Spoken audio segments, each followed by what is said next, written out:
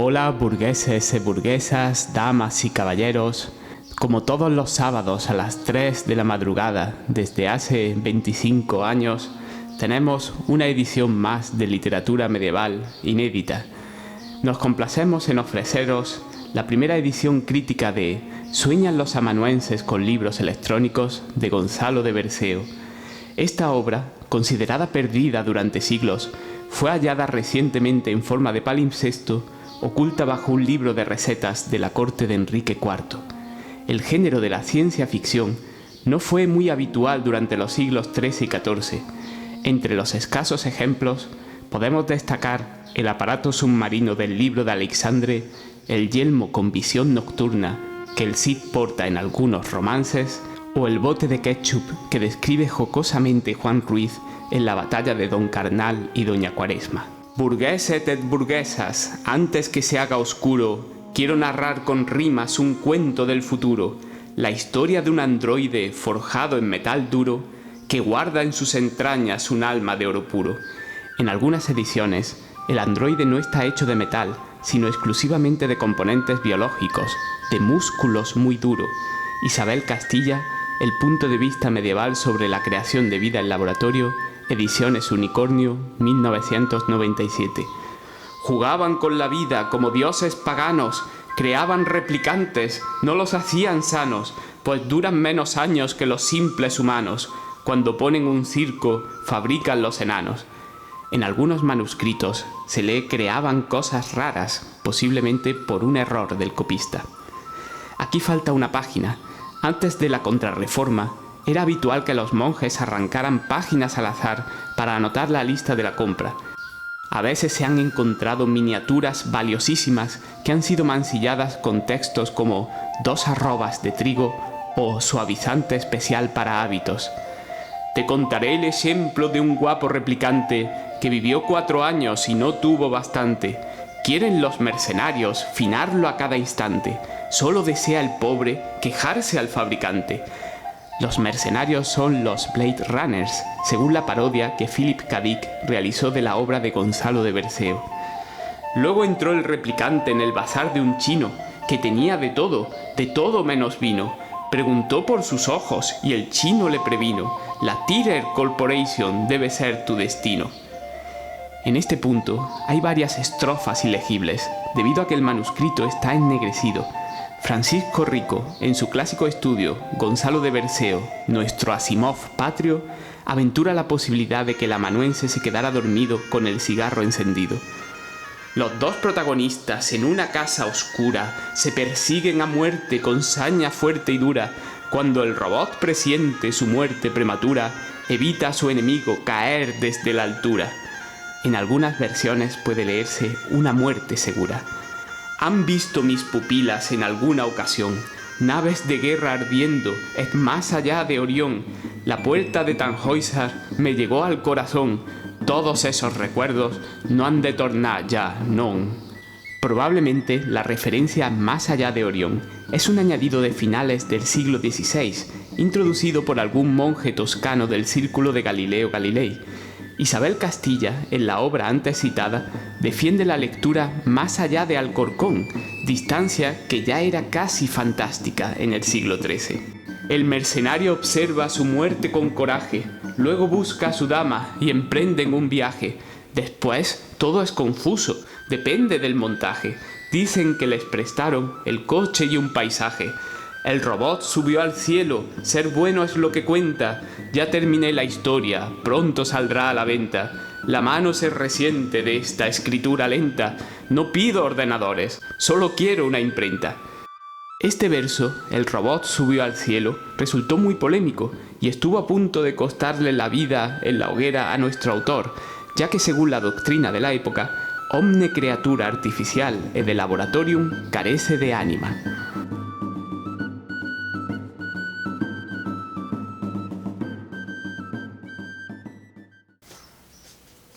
Hola queridos alumnos, ¿qué tal estáis? En este segundo vídeo sobre la relación entre poesía y humor, pues vamos a seguir reflexionando libremente sobre este tema y empiezo con una pregunta que es prácticamente imposible de responder porque es muy amplia, que es ¿por qué necesitamos el humor?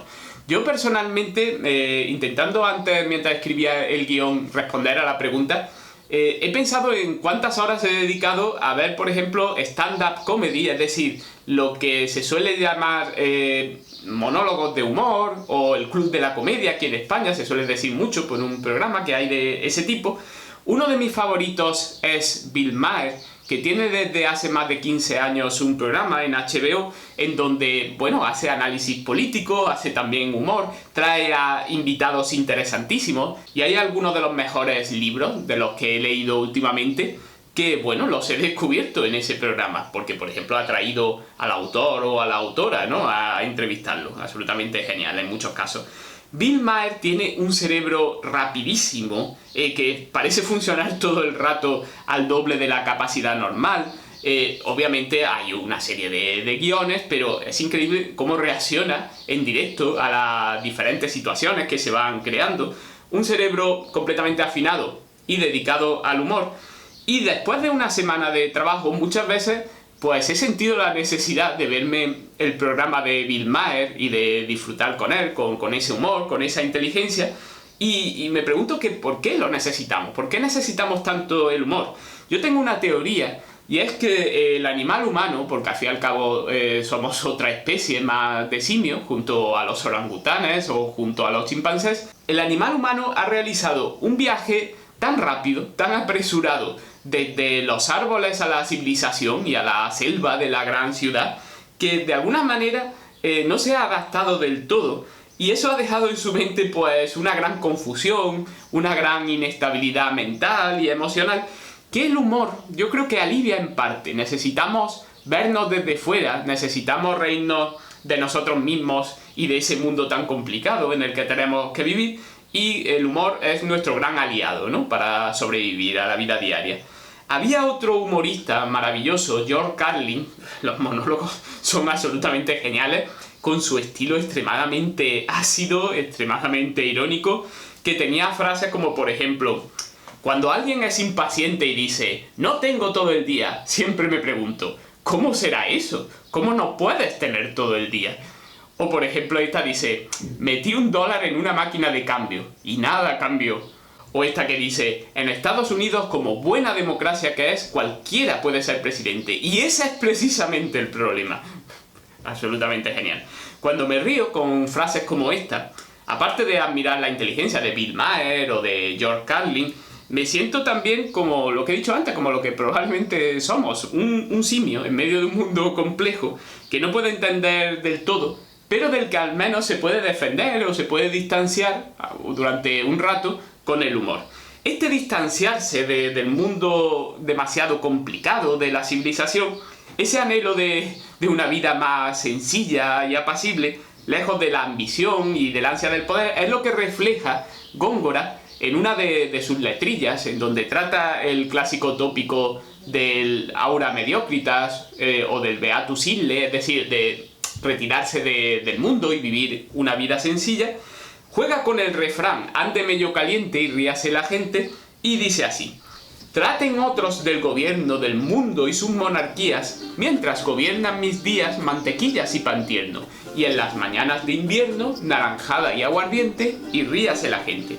Coma en dorada vajilla el príncipe mil cuidados como píldoras dorados, que yo en mi pobre mesilla quiero más una morcilla que en el asador reviente, y ríase la gente.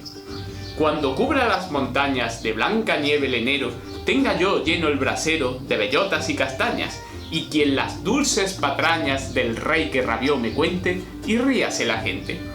Busque muy en hora buena el mercader nuevos soles, yo conchas y caracoles entre la menuda arena, escuchando a Filomena sobre el chopo de la fuente, y ríase la gente. Pase a medianoche el mar y arda en amorosa llama, Leandro por ver su dama, que yo más quiero pasar del golfo de mi lagar, la blanca o roja corriente, y ríase la gente. Pues amor es tan cruel que de Píramo y su amada hace Tálamo una espada, do se juntan ella y él, sea mi tisbe un pastel y la espada sea mi diente, y ríase la gente. Estas dos últimas estrofas especialmente nos dan la clave de otra fuente del humor, que es la parodia, veréis. En estas dos últimas estrofas ha aludido a mitos o a leyendas clásicas de la antigua Grecia, de la antigua Roma, como por un lado es Ero y Leandro y por otro Píramo y Tisbe. Leandro dice que por ver su dama todas las noches atravesaba el mar a nado, menudo esfuerzo, pues para poder estar con ella. Y él dice que, bueno, prefiere él pasar el mar de su lagar, es decir, el mar de vino de su bodega, de la que está más enamorado que de cualquier dama, ¿no? Y es mucho más tranquilo y es una cosa mucho más segura y que te puedes ahogar por ahí, ¿no? De tanto amor. Y por otro lado tenemos a Píramo y Tisbe, que después de comunicarse a través de una grieta en una pared durante mucho tiempo, pues cuando al fin tienen una cita y cuando al fin van a quedar, pues por diversas vicisitudes y por diversos enredos, pues acaban los dos muriendo en la misma espada. Por eso dice que su tálamo, es decir, como su lecho nupcial, como su cama de amor, va a ser una espada. Y él dice, bueno, pues yo prefiero que mi Tisbe sea un pastel y que la espada sea mi diente. Aquí me quedo yo comiendo pastelillos tranquilamente en vez de pasarlo tan mal por amor. Mira que se complica la vida a la gente, es una cosa increíble, ¿vale? Toda nuestra vida está marcada por formas delimitadas de antemano, por instituciones sociales y todo tipo de géneros, y en el fondo, si lo pensamos, pues no podríamos funcionar de otra manera. Todo el mundo se sentiría desconcertado si cuando vamos al médico, así un poco nerviosos porque nos van a hablar de unos resultados, pues apareciera pues nuestra doctora con una camisa hawaiana. Bueno, o por ejemplo, yo qué sé, si de pronto el profesor de lengua pues se pone a cantar en clase, bueno, en fin, podéis olvidar ese ejemplo, pasamos al siguiente párrafo. Pero como he dicho antes, el mundo puede ser complicado para nosotros, pobres simios, y todos esos géneros, esas instituciones sociales que hay que guardar, pues pueden resultar una cárcel demasiado arbitraria, demasiado claustrofóbica, de la que queremos salir y respirar de vez en cuando. El humor nos permite ver todo eso desde fuera, es decir, esos mitos tan serios y tan trágicos como el de Ero y Leandro, o el de Píramo y Tisbe, que tantas veces se habían tratado en la literatura de la época, pues bueno, Góngora prefiere en este caso verlos desde fuera y ver también la parte ridícula de esos amores tan exagerados que acaban de esa manera tan trágica. Esto nos permite verlo todo desde fuera, como he dicho antes, sentirnos por una vez libres y superiores a estas costumbres, a estos géneros, e incluso ridiculizarlas. ¿Quién no ha querido parodiar en medio de una clase aburridísima las típicas, odiosas y repetitivas frases de molde de profesor? Si tu amigo se tira por la ventana, tú vas detrás? Es horrible, ¿no? Lo de los profesores es horrible. ¿Y quién en medio de una reunión de trabajo interminable, poco útil o rutinaria no ha querido parodiar o no ha querido dibujar en una hoja a su jefe? Pues Francisco de Quevedo, cansado de algunas de las metáforas, de las imágenes poéticas más repetidas de su época, como por ejemplo los dientes como perlas, o los cabellos que son como oro hilado de Arabia, pues siente la necesidad de pinchar ese globo de aire caliente, de parodiar de manera humorística y destructiva todos esos tópicos, y lo hace con este soneto. Sol os llamó mi lengua pecadora, y desmintióme a boca llena el cielo. Luz os dije que dabades al suelo, y opúsose un candil que alumbra y llora. Tan creído tuvistes ser aurora, que amanecer quisistes con desvelo. En vos llamé rubí, lo que mi abuelo llamara labio y jeta comedora. Codicia os puse de vender los dientes, diciendo que eran perlas. Por ser bellos, llamé los rizos minas de oro ardientes. Pues si fueran oro los cabellos, calvo su casco fuera, y diligentes mis dedos los pelaran por vendellos. Es decir, le llamó a su dama Sol, pero en fin, miró al sol del cielo y le desmintió, como diciendo, no, Sol soy yo. Tantas veces llamó a Aurora, a su amada, que ella se vino arriba, se lo creyó del todo e intentó amanecer. Cosa muy curiosa para un verbo defectivo que no tienen todas las personas. Yo amanezco, tú amaneces, él amanece, nosotros amanecemos, en fin. Y luego ya llegamos al tema de los dientes y del pelo, como diciendo, vamos a ver, si los dientes fueran perlas y el pelo fuera oro, lo mejor sería aquí raparse y ponerse una dentadura postiza y vender la parte natural, ¿vale? Porque, en fin, el dinero es el dinero.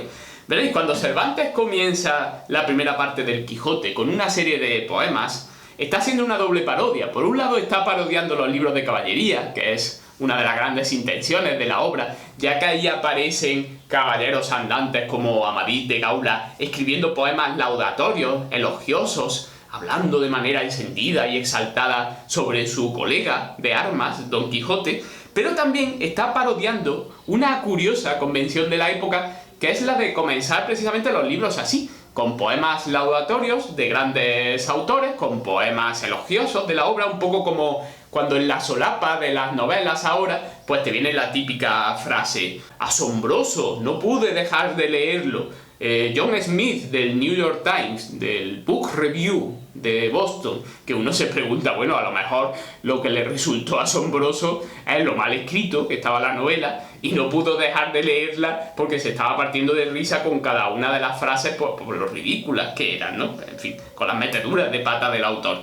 Después de unos rimbombantes y grandilocuentes poemas, como he dicho antes, escritos por Amadís de Gaula a Don Quijote, tenemos el diálogo hilarante, genial, entre Babieca, el caballo del Cid, y Rocinante, el caballo de Don Quijote. ¿Cómo estáis, Rocinante, tan delgado? Porque nunca se come y se trabaja, pues que es de la cebada y de la paja. No me deja mi amo ni un bocado. Anda, señor, que estáis muy mal criado, pues vuestra lengua de asno al amo ultraja.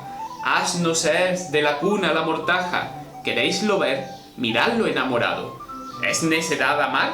No es gran prudencia. Metafísico estáis. Es que no como. Quejaos del escudero. No es bastante. ¿Cómo me he de quejar en mi dolencia si el amo y escudero mayordomo son tan rosines como Rocinante? Bueno, genial, ¿no? Y poco antes hay otro poema laudatorio, elogioso, escrito de una manera muy particular, que dice así: soy Sancho Panza escudé del manchego Don Quijote, puse pies en pólvoro por vivir a lo discret, que el tácito Villavie toda su razón de estar cifró en una retirada, según siente Celestí, libro en mi opinión diví, si encubriera más loma. Soy Rocinante el famó, bisnieto del gran Bavier, por pecados de flaqué, fui a poder de un Don Quijote. Parejas corría a lo fló, mas por uña de cabá, no se me escapó se va, que esto saqué a Lazarí, cuando para hurtar el vi, al ciego le di la paz. Aparte de las curiosas alusiones a dos obras que podemos comprobar que ya se veían como clásicos de la literatura, es decir, el Lazarillo y la Celestina, tenemos el curioso juego de omitir la última sílaba y crear así las rimas del poema. Era un juego que se realizaba de vez en cuando en poemas humorísticos, ¿no?, en aquella época. Y veréis, esto conecta con otra fuente del humor, que es el puro juego de ingenio. A veces lo que nos divierte es la mera exhibición de habilidad, una nueva forma sorprendente, nunca vista, de usar una materia prima para el arte tan común como es el lenguaje. O sea, todos los días no estamos usando el óleo como un pintor, pero todos los días estamos usando el lenguaje. E incluso a veces hasta el lenguaje metafórico, como los poetas. Así que el poeta se tiene que esforzar en, mediante el ingenio, y en este caso mediante el humor, pues desautomatizar esa recepción del lenguaje, es decir, hacer que lo que vemos todos los días como algo cotidiano, pues lo veamos ahora como por primera vez, como algo nuevo, algo refrescante. Hay humor en el juego de palabras constante que realiza el poeta cubano Nicolás Guillén, en una obra que se llama Songorokosongo, en donde hay un puro disfrutar de la sonoridad de las palabras, pero que al mismo tiempo eso no excluye la profundidad de la obra, ya que es una obra, como he dicho, muy profunda, que habla de la experiencia peculiar de negros y mulatos en la Cuba de finales del 19 y principios del 20. Este libro, Songorokosongo, que escribió con 29 años, pues incluso fue elogiado por el siempre profundo y reflexivo Miguel de Unamuno. O sea que, en fin, no estamos hablando simplemente de una colección de chistes o de juegos de palabras en forma de aliteración. Pero al mismo tiempo sí que hay mucho de humor y sí que hay mucho de juego ingenioso, distraído, relajado con el lenguaje, pues en estos poemas como el que voy a leer ahora. Yan Bambo, Yan Bambé, Repica el congo solongo, repica el negro bien negro, congo solongo del songo, baila yambó sobre un pie. Mamatomba, serembe cuseremba, el negro canta y se ajuma, el negro se ajuma y canta, el negro canta y se va. Tamba, tamba, tamba, tamba, tamba del negro que tumba, tumba del negro, caramba, caramba, que el negro tumba, yamba, yambó, yambambé. Y con este magnífico poema y con estos magníficos ritmos de La Habana, pues doy por finalizada esta clase, esta segunda entrega acerca del humor y la poesía, y os recomiendo eso, disfrutar del humor en cualquiera de sus formas, porque cuando el ser humano se ríe, de alguna manera, por unos segundos escapa de la cadena del azar, de la cadena de la causalidad, de la cadena del destino, y le puede hacer un pequeño corte de mangas a la fatalidad. Así que sin nada más que añadir, me pongo mis gafas de Tug Life y os digo hasta la próxima. Ni es un vestido imperial por la calle.